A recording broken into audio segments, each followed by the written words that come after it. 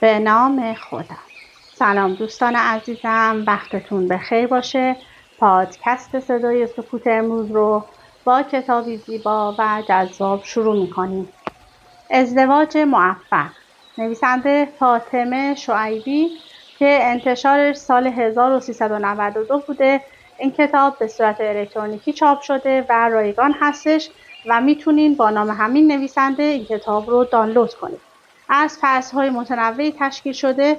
ابتدا گفته‌ای رو از نیچه برای شما میخونم و سپس از فصل اول با هم این کتاب رو ورق میزنیم. جوانی و آرزوی همسر و فرزند داری، اما از تو میپرسم آیا چنان فردی هستی که آرزوی فرزند را سزاوار باشد؟ آیا پیروزمند، فاتح خویش، فرمانروای حواس و سرور فضیلت‌هایت هستی؟ از تو چنین میپرسم. یا آنچه از نهفت آرزویت زبان میگشاید لذت است و نیاز، یا تنهایی، یا ناسازگاری با خویش؟ میباید برتر و فراتر از خویش بنا کنی، اما نخست خود میباید بنا کرده شوی، با تن و روانی سزاوار، نه تنها چون خودی را که برتر از خودی را میباید فرا آوری. باغ زناشویی در این کار تو را یار باد. من خواست دو تنی را زناشویی می‌خوانم که کسی را می‌آفرینند از آفرینندگان خود بیش. آنچه من زناشویی می‌خوانم احترام این دو تن است به یکدیگر در مقام خواستاران چنین خواست. مقدس با چنین خواست و چنین زناشویی، برگرفته از کتاب و چنین گفت زرتشت. فصل اول، تاریخچه روانشناسی ازدواج، مباحث روانشناسی ازدواج، تصمیم‌گیری برای ازدواج، ویژگی ازدواج موفق، پیش شرط‌های لازم برای رسیدن به شناخت قبل از ازدواج، نظریه روانشناسان در انتخاب همسر. ازدواج به عنوان یکی از رویدادهای مهم مرحله انتقال به بزرگسالی مقوله‌ای بسیار پیچیده است. شروع مطالعه علمی و دقیق در این مورد به سال 1930 برمیگردد که به طور گسترده‌تر در سال 1950 تغییراتی عمیق در پروژه‌های مربوط به آن صورت گرفت. اولین تحقیق منتشر شده در مورد روانشناسی ازدواج اثر ترمن و همکارانش بود. آنها تلاش کردند به این سوال پاسخ دهند که چه تفاوت‌هایی می‌تواند بین ازدواج موفق و ناموفق باشد. به طور کلی می‌توان گفت در روانشناسی ازدواج دو دسته مبحث کلی مورد توجه است. یک دسته مباحثی است که به شرایط قبل از ازدواج و در واقع به مرحله تصمیم‌گیری برای ازدواج می‌شود. در دسته دیگر مطالبی را شامل می‌شود که به مرحله حین ازدواج و بعد از ازدواج مربوط هستند. در زیر به برخی از آنها می‌پردازیم. تصمیم‌گیری. در این مرحله تلاش می‌شود به سوالاتی از این قبیل پاسخ داده شود که یک فرد چگونه می‌تواند زوج مناسبی برای خود انتخاب کند؟ در انتخاب زوج چه اولویت‌هایی را مد نظر قرار دهد؟ آیا شرایط مادی مهمتر هستند یا شرایط خانوادگی و فرهنگی؟ عوامل شخصیتی تا چه اندازه می‌تواند ازدواج موفقی را پیش بینی کند؟ آیا تناسب و همانندی در صفات شخصیتی مهمتر است یا مکمل بودن این خصوصیات؟ چگونه می‌توان فهمید دو نفر از لحاظ شخصیتی چقدر با یکدیگر تناسب دارند؟ بر اساس اصل تناسب گفته می‌شود هر اندازه افراد از لحاظ شرایط مادی، فرهنگی و شخصیتی، تحصیلی متناسب با یکدیگر باشند، ازدواج موفق‌تری خواهند داشت. بر اساس اصل اولویت بندی گفته می‌شود چون در عمل امکان ازدواج با فردی که از تمام جنبه‌ها مطابق با شرایط و مدارک فرد باشد کم است، بنابراین توصیه می‌شود با اولویت بندی و امتیازدهی امتیاز دهی به هر یک از جنبه‌های مورد ملاک تصمیم گیری را انجام دهند. این نوع اولویت بندی در کلیه تصمیم گیری ها مورد نظر است. ازدواج وحدتی اجتماعی یا قراردادی قانونی است که باعث به وجود آمدن خویشاوندی می شود.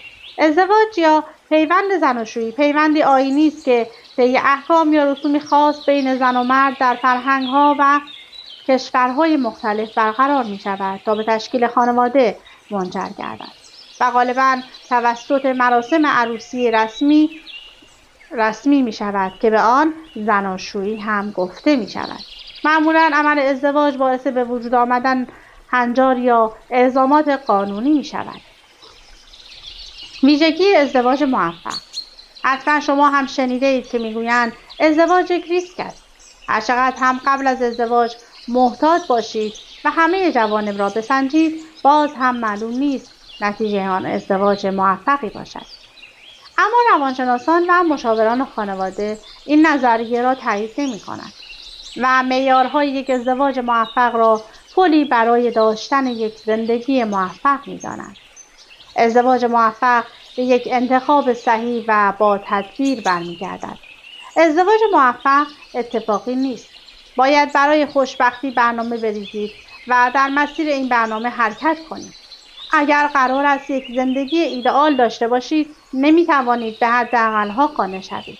شما باید برای به دست آوردن عشق بیشتر، سلامت بیشتر، تعهد و ایمان بیشتر و شادی بیشتر تلاش کنید. مهمترین نکته برای داشتن یک ازدواج موفق این است که شناخت مقدم بر عشق باشد. به عبارت دیگر، یک انتخاب درست بر مبنای شناخت شکل می‌گیرد و بعد از شناخت طرف مقابل عشق به وجود می‌آید. متاسفانه این روزها دخترها و پسرها اول عشق را ترجمه می‌کنند و بر پایه آن می‌خواهند به شناخت برسند و این در حالی است که این عشق ظاهری چشم آنها را روی حقایق و عیب‌های طرف مقابل می‌بندد و در مدت کوتاهی پس از آغاز زندگی مشترکشان به این نتیجه می‌رسند که عشق برای خوشبخت شدن کافی نیست و ادامه زندگی برایشان غیر ممکن است. البته اینطور نیست که مشکلات پیش آمده قبل از ازدواج و در دوران دوستی و نامزدی وجود نداشته، بلکه دوست داشتن‌های بدون شناخت و دلبستگی‌های احساسی مانع شده تا طرفین واقع بین باشند و عیب‌های طرف مقابل خود را ببینند و اگر هم دیدند از آن چشم پوشی کردند، به امید اینکه بعد از ازدواج بسیاری از مشکلات حل خواهد شد. پیش شرط‌های لازم برای رسیدن به شناخت قبل از ازدواج. مهمترین قدم رسیدن به خودآگاهی و طی کردن مراحل خودشناسی است. فرد باید قبل از هر انتخابی نقاط ضعف و قوت خود را به طور کامل بشناسد. هدف و ارزش‌های زندگیش را مشخص کند و با شناسایی ملاک‌های یک انتخاب موفق دست به انتخابی شایسته بزند. روانشناسان معتقدند فردی می‌تواند انتخاب شود و دست به انتخاب بزند که مراحل پنجگانه بلوغ، رشد جسمانی، عقلانی، اجتماعی، اخلاقی، عاطفی و روانی را گذرانده باشد. البته نمی‌توان این موضوع را نادیده گرفت که هیچ انسانی کامل نیست و باید فردی را انتخاب کنیم که تا حد ممکن به ایدئال‌های ما نزدیک باشد و هیچ 100% وجود ندارد. نظریه روانشناسان در انتخاب همسر. پژوهش‌های به عمل آمده نشان می‌دهد که باثبات‌ترین ازدواج‌ها آنهایی هستند که زن و شوهر بیشترین شباهت‌ها را با هم داشتند. استفان وایت معتقد است با توجه به بررسی‌های بالینی، شباهت‌های اخلاقی و شخصیتی زن و شوهر روی موفقیت ازدواج آنها نقش تعیین کننده‌ای دارد. میزان بی‌ثباتی و طلاق در زوج‌هایی به هم شبیه کمتر مشاهده می‌شود. با توجه به نتایج به دست آمده، نداشتن شباهت با بی‌ثباتی و طلاق همراه است. بعضی از روانشناسان شباهت‌های موجود بین زوجین را در حکم سپرده بانکی تلقی می‌کنند و اشاره می‌کنند اگر میزان سپرده بانکی شما رقم بزرگی باشد و میزان بدهی بانکی شما کم باشد، در آن صورت در مقابل بحران‌های اقتصادی بهتر می‌توانید مقاومت کنید و به نحو احسن می توانید احساس امنیت نمایید. ولی اگر میزان بدهی‌های شما نسبت به سپرده بانکی کم باشد، به همان نسبت احتمال اینکه دچار مشکل شوید زیاد خواهد بود. این تشبیه نشان می‌دهد که هر قدر تشابه بین زوجین بیشتر باشد، به همان نسبت احتمال اینکه دچار بحران شوند کم خواهد شد. طبق نظر روانشناسان، دو نظریه مهم در انتخاب همسر وجود دارد: نظریه همسان همسری و نظریه ناهمسان همسری. نظریه همسان همسری بر طبق این نظریه، آنچه در انتخاب همسر اولویت اصلی افراد می باشد شباهت هاست. یعنی هرچه شباهت ها و همانندی های دختر و پسر بیشتر باشد، دو طرف بیشتر مایل به ازدواج با یکدیگر هستند. معمولاً افراد این گروه همانندی های قومی، فرهنگی، اجتماعی، ارزش های مشترک مذهبی، سن و سال نزدیک به هم، سطح تحصیلات مشابه، علایق مشترک توجه کرده و آنها را بنیان و پایه استواری برای انتخاب همسر و شروع زندگی مشترک قرار می‌دهند. البته آنچه گفته شد به این معنا نیست که اگر دو نفر در برخی از حوزه‌ها و امور با یکدیگر متفاوت بودند، حتما ازدواجشان ناموفق و ناپایدار خواهد بود. زیرا افرادی هستند که علیرغم تفاوت در برخی زمینه‌های جزئی ازدواج موفقی داشتند. پس به طور عام هرچه مشترکات میان طرفین بیشتر و تفاوت‌هایشان در جزئیات باشد، ازدواج و زندگی راحت‌تر و آسان‌تری خواهند داشت. به همین دلیل متخصصان اکثراً معتقدند که اگر می‌خواهید ازدواجی موفق با ثبات و شادمان داشته باشید، باید به سراغ فردی بروید که خصوصیات و صفاتی نزدیک به شما دارد. نظریه ناهمسان همسری. بر اساس این نظریه، برخی از افراد بیشتر مایلند با افرادی ازدواج نمایند که نه تنها عیوب و نواقص آنها را ندارند، بلکه با ویژگی‌هایشان قادر به تکمیل ضعف آنها میباشند. به بیان دیگر، افرادی را برای ازدواج انتخاب می‌کنند که نواقص آنها را جبران می‌نمایند. مثلا برخی از افراد خجالتی از افراد جسور خوششان می‌آید، یا افراد اجتماعی و اهل رفت و آمد فرد اهل مطالعه و منزوی را جذب خود می‌کنند. پس فرض اصلی نظریه ناهمسان همسری این است که برخی برای ازدواج به دنبال افرادی می‌روند که دارای خصوصیاتی هستند که آنها ندارند، ولی مایلند که آن خصوصیات را داشته باشند. بر طبق نظریه روانشناسان و همچنین آنچه تحقیقات نشان می‌دهد، ازدواج گروه اول یا افرادی که بر طبق نظریه همسان همسری ازدواج می‌کنند موفق‌تر بوده و در رسیدن به خانواده پایدار سربلند می‌باشند. فصل دوم. در جستجوی همسر. نه تنها به دنبال شخصی می‌گردیم که آینده‌مان را با او سهیم شویم، بلکه فردی را می‌خواهیم که بخشی از گذشته‌مان نیز با او مشترک باشد. اگر پدر و مادر یا قوم و خویشی را تحسین می‌کردیم که مرفه بود، به احتمال زیاد در پی همسری هستیم که از نظر مالی تامین باشد و احیانا کمبودهایی را که در دوران کودکی و نوجوانی احساس می‌کردیم پر کند.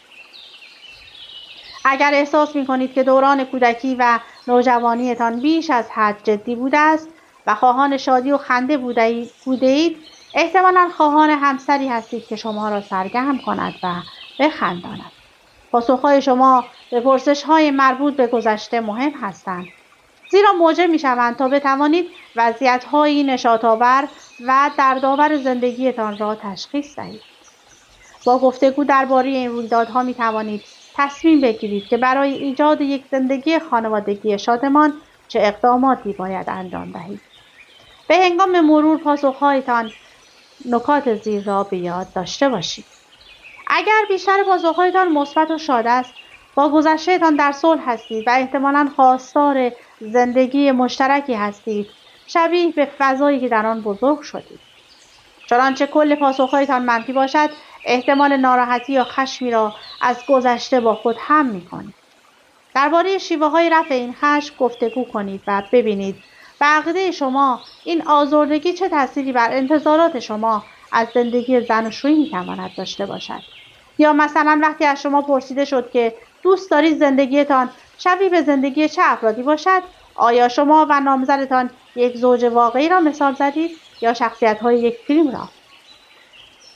آیا مدت‌ها با این زوج معاشرت کرده بودید یا فقط داستان آنها را بر صفحه تلویزیون دیده بودید؟ الزامی ندارد که همه الگوهای خوب روابط در یک زوج وجود داشته باشند. شما می توانید امیدوار باشید که ویژگی‌های گوناگون زوج‌های مختلف را سرمشق قرار دهید. برای نمونه می توانید مهر و محبت یک زوج و پیشرفت زوج دیگر را آرمان خود قرار دهید. رشد اجتماعی نوجوانان. انسان حداقل در 3 بعد رشد می‌کند: رشد جسمانی که بزرگ و توانا می‌شود، رشد ذهنی مثل خزانه لغات، تجربیات و مهارت‌ها در حل مسائل و بعد سوم رشد اجتماعی. رشد اجتماعی یعنی به سطحی از مهارت‌ها در روابط اجتماعی دست یافته باشید که بتوانید با مردم به راحتی زندگی کنید و سازگاری داشته باشید. رشد اجتماعی نه تنها در سازگاری با اطرافیان مؤثر است، بلکه بعدها در میزان موفقیت شغلی و پیشرفت اجتماعیتان نیز مؤثر است. از راه مبادله عواطف و احترام با دیگران است که احساس مفید بودن، خوشبختی و رضایت به دست می‌آید. رفتار اجتماعی مناسب فقط از راه یادگیری آموخته می شود و با تمرین و تکرار عادت می شود. در این روند بیشتر از همه به کوشش و خواست خود فرد بستگی دارد. به طور کلی مهمترین تظاهراتی که نشانه رشد اجتماعی نوجوانان می باشد به قرار زیر است: استقلال طلبی، اعتماد به نفس، پذیرش مسئولیت، آینده نگری، میانه روی، امیدواری و خوشبینی، شوخ طبعی و بذل‌گویی، سازگاری با دیگران، فعالیت‌های گروهی، قضاوت در مورد دیگران، کمک کردن به دیگران، کسب توجه و تایید دیگران به صورت معقول، پذیرش انتقاد، همکاری هوشمندانه، پذیرش کمبودها و نارسایی‌ها، هویت و ازدواج موفق. یکی از مسائل مهم دوران نوجوانی هویت فردی است. یعنی نوجوان به سوالات من کیستم و به کجا میروم باید پاسخ دهد. نوجوان ارزش‌ها و ملاک‌های موجود در خانواده، اجتماع و دوستان را یکپارچه ساخته. در نهایت ملاک‌هایی را انتخاب می‌نماید و بر اساس آنها روش زندگی کردن خود را بنا می‌دهد. در این زمینه الگوهای خوب و شایسته نقش اساسی را در شکل‌گیری هویت نوجوان ایفا می‌نماید. برای دانستن اهمیت هویت کمی عقب‌تر می‌رویم. یعنی به زمانی که هویت هر آدمی در حال شکل‌گیری و درونمایی وجودی او شکل می‌گیرد. روانشناسان آغاز دوره نوجوانی را زمان شروع بحران هویت و آغاز جوانی را زمان شکل‌گیری هویت می‌دانند. بحران هویت معمولاً با پرسش من کیستم شروع می شود و از آن به بعد نوجوان تلاش می کند تا خود را کشف کند، ارتقا دهد و به جایی برساند که دوست دارد. بعد از شکل‌گیری هویت، جوان وارد مرحله بعدی رشد شخصیتی می شود و تمایل دارد بدون آنکه مرزهای هویتش را از دست بدهد، هویتش را با کسی به اشتراک بگذارد و ازدواج کند. اگر نوجوانی نتواند به تصویر روشنی از هویت خود دست پیدا کند و از نظر هویتی تکلیفش با خودش و آینده خودش روشن نشود، در مرحله بعدی و در جوانی برای ازدواج با مشکلات جدی مواجه خواهد شد. و همین دلیل است که روانشناسان معتقدند جوانانی که هویت سردرگمی دارند یا هنوز در بحران هویت به سر میبرند گزینه‌های مناسبی برای ازدواج نیستند و در صورت ازدواج به شدت درگیر مشکلاتی مثل خودباختگی، وابستگی بیش از حد، تصمیم‌گیری‌های بی‌منطق، خطرپذیری و آسیب رسانی خواهند شد. این موضوع برای مردان بیشتر تعیین کننده است. به عبارت دیگر، احتمال شکست در مدیریت خانواده و اداره زندگی و خوشبخت کردن همسر آینده در مردی که هویت سردرگم دارد یا هنوز در بحران هویت به سر میبرد بیشتر از زنی است که مشکلات هویتی دارد. علت این تفاوت نیز در انتظار از زنان از شوهرانشان است. زنان دوست دارند با مردانی زندگی کنند که بتوانند به آنها تکیه کنند و شخصیت آنها را محکم و استوار، مردی هویت یافته در جهت نظام ارزشی آنها بدانند. زنان دوست ندارند به مردی تکیه کنند که خود مانند دیوار شکسته‌ای به نظر می‌رسد و هر لحظه ممکن است فرو بریزد. پس بخش دیگری از موفقیت در ازدواج به تشابه هویتی برمیگردد. زوجها باید در 4 مورد حیاتی با هم شباهت داشته باشند. 1. اولین تشابه زن و شوهر تشابه نظام ارزشی است. اگر برای زن کسب ثروت و زندگی در رفاه ارزش اول باشد و برای شوهرش ادامه تحصیل و فعالیت علمی، میتوان گفت بین آنها در نظام ارزشی تشابه هویتی وجود ندارد. همچنین اگر ارزش غالب برای زن فعالیت‌های مذهبی و برای مرد ارزش غالب کسب درآمد و ثروت بدون توجه به موازین دینی باشد، اینجا هم تشابه هویتی وجود ندارد. 2. دومین تشابه هویتی به تشابه پایگاه اقتصادی زن و شوهر برمیگردد. هر کس روش هزینه کردن خود را با توجه به پایگاه اقتصادی خود یاد گرفته و الگوی ذهنی او نیز در خرج کردن الگوی خانوادگی است. بنابراین اگر دختری ثروتمند عاشق پسری فقیر یا در سطح متوسط و راضی به ازدواج شود، این ازدواج به دلیل عدم تشابه هویت اقتصادی والدین آنها در معرض تهدید و بایکوت خانواده دختر و تلخکامی ابتدای زندگی مشترک خواهد بود. تفاوت پایگاه اقتصادی اغلب زمینه اختلاف‌های خانوادگی را به وجود می‌آورد.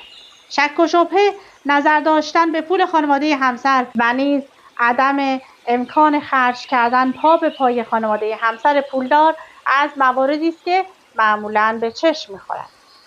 3. سومین تشابه اجتماعی است.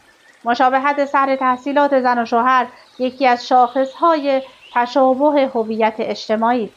تفاوت زیاد در سطح تحصیلات همسران می‌تواند به عنوان زمینه‌ای برای بروز اختلافات بعدی مطرح باشد.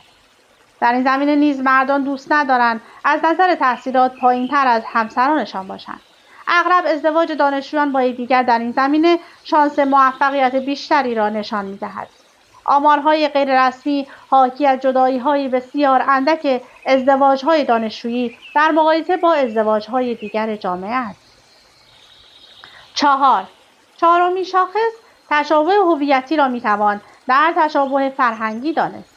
در هر شهر و روستایی آداب و رسوم و الگوهای پذیرفته شده‌ای وجود دارد که برای مردم آن منطقه ارزشمند است. معمولاً ازدواج با همسری از شهر و دیار دیگر می‌تواند زمینه‌ساز اختلاف باشد. گاهی عدم درک فرهنگ طرف مقابل و نیز گاهی تصورات غلط برتری شهری بر روستایی یا برتری فرهنگ یک شهر بر شهر دیگر می‌تواند از عوامل زمینه‌ساز اختلافات زناشویی به شمار برود. معیارهای انتخاب همسر در ازدواج. اگر شناسنامه‌تان را ورق بزنید، 4 واقعه زندگی در آن آمده است: تولد، ازدواج، طلاق و فوت که فقط در ازدواج و طلاق مختارید که انتخاب کنید و تصمیم بگیرید. بنابراین برای ازدواج باید با مطالعه و بر اساس معیارهای حقیقی همسر را انتخاب کرد. قبل ازدواج حتما با یک متخصص یا یک مشاور خبره در امور ازدواج، خانواده و برخوردار از اطلاعات امروزی مشاوره کنید. این که میگویند به هم عادت میکنید، علاقه بعداً پیدا میشود، در همه جا صحیح نیست.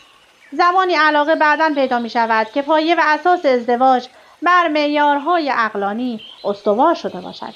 در ازدواج سازش دائمی و از خودگذشتگی فراوان لازم است. در صورتی که زن و مرد قبل از ازدواج با یکدیگر توافق بیشتری داشته باشند، امکان سازش بعدی بیشتر خواهد بود. مهمترین عوامل توافق در ازدواج عبارتند از رشد فکری، تشابه علایق و طرز فکر، تشابه مذهبی، مسائل عینی مذهبی مد نظر است نه کلیات، تشابه تحصیلی و طبقاتی، تشابه طرز فکر نسبت به امور جنسی، تشابه علاقه به زندگی و سرعت عمل در کارها، رابطه با خانواده زن و شوهر. رشد عاطفی و فکری. مهمترین عامل موفقیت در زندگی زناشویی رشد عاطفی و فکری است.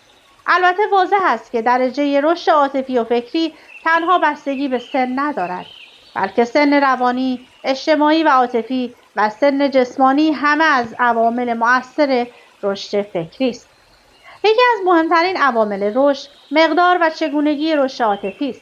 مثلا شخص ممکن است 30 یا 40 سال عمر کرده باشد ولی از لحاظ رشد عاطفی عقب مانده محسوب شود، چون این شخصی قدرت کنترل احساسات و عواطف خود را ندارد و در نتیجه زندگی زناشویی او مختل می شود. شخصی که رشد عاطفی کرده است در مورد همسر و فرزند و دوستان و مشکلات زندگی نظریه واقع بینانه‌ای دارد. او دارای فلسفه زندگی معینی است که بر اساس آن می‌تواند از بحران‌های دائمی زندگی جلوگیری کند. او به پیشرفت‌های فعلی خود متکی است. در ضمن به مطالبی از قبیل امور جنسی، عشق، ازدواج و تربیت کودک با روشنفکری می‌نگرد و خود را در قبال خانواده متعهد و مسئول می‌داند. وقتی یک فرد عادی به اندازه کافی رشد و ثبات فکری و عاطفی دارد، امکان تغییر ناگهانی در رفتار او کم است. رشد جسمانی نیز عامل مهمی در آمادگی برای ازدواج است. اگرچه در اجتماع کنونی ما ازدواج معمولاً بعد از بلوغ صورت می‌گیرد، معاذا باید گفت که روانشناسان زناشویی کودکان تازه بالغ را که آمادگی وارد شدن به زندگی پرمسئولیت زناشویی را ندارد صلاح نمی‌بینند. هوش. مسئله دیگری که از لحاظ بهداشت روانی قابل ملاحظه است اینکه آیا در ازدواج اختلاف هوش و معلومات سبب بروز اختلافات زناشویی خواهد شد یا خیر. تحقیقاتی که در این زمینه موجود است نشان می‌دهد که مردان تمایل دارند که با زنان کم هوش‌تر از خود ازدواج کنند و اغلب زنهای خیلی باهوش مجرد می‌مانند. ولی در مورد هوش تفاوت زیادی نباید وجود داشته باشد، زیرا در غیر این صورت علایق و طرز تفکر آنان با یکدیگر توافق نخواهد داشت. البته امکان دارد ازدواج موفقیت آمیزی که در آن زن باهوش و فعالی شریک است وجود داشته باشد، ولی خطرات ناشی از آن زیاد است. در واقع هوش یک معیاری است که علایق و طرز تفکر خاصی را تولید می‌کند و در صورت اختلاف هوشی زیاد انطباق و توافق طرفین به شدت کاهش می‌یابد. رشد اجتماعی. معیار بعدی رشد اجتماعی است. رشد اجتماعی رابطه نزدیکی با رشد عاطفی و فکری دارد، زیرا شخصی که از لحاظ اجتماعی رشد کرده است روابط اجتماعی را بهتر درک می‌کند. او می‌داند چگونه با دیگران به خصوص خانواده و همکارانش سازش کند. او درک می‌کند که انتظارات اجتماع از او چیست و تا اندازه زیادی قادر است خود را با این توقعات تطبیق دهد. همچنین او آماده قبول مسئولیت است و نسبت به محدودیت‌های خود آگاهی دارد. توافق و طرز فکر. مسئله مهمی که قبل از ازدواج وجود دارد این است که جوانان قبل از وارد شدن به زندگی زناشویی در موضوعهای مهم زندگی توافق داشته باشند و این توافق معمولاً روی علایق و طرز فکر قرار می‌گیرد. طرز فکر موضوع بسیار مهمی است، زیرا بر اساس آن فلسفه زندگی هر فردی ریخته می‌شود. برای روشن شدن مطلب چند مثال ذکر می‌گردد. آیا زن و مردی که خیال ازدواج دارند به یک اندازه جاه طلب هستند یا اینکه یکی از آنها خیلی جاه طلب و دیگری معتقد به داشتن زندگی آرام و آهسته و بی دردسری است؟ اگر در این مورد مرد شخص جاه طلبی است شاید مزار آن زیاد نباشد، اگرچه ممکن است زن او از اینکه شوهرش ساعات طولانی مشغول به کار است آزرده گردد.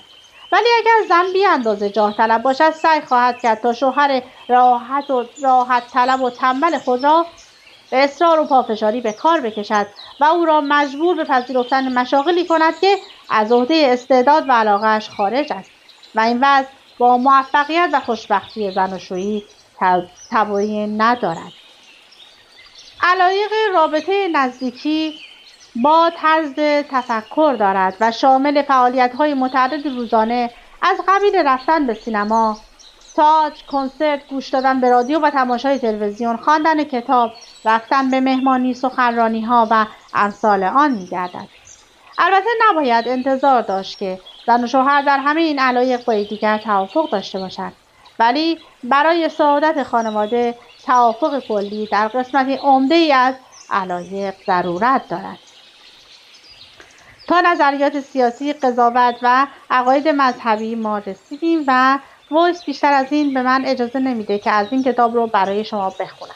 اگر از این کتاب خوشتون اومده میتونید به صورت الکترونیکی در گوگل سرچ کنید و این کتاب رو تهیه کنید و بخونید.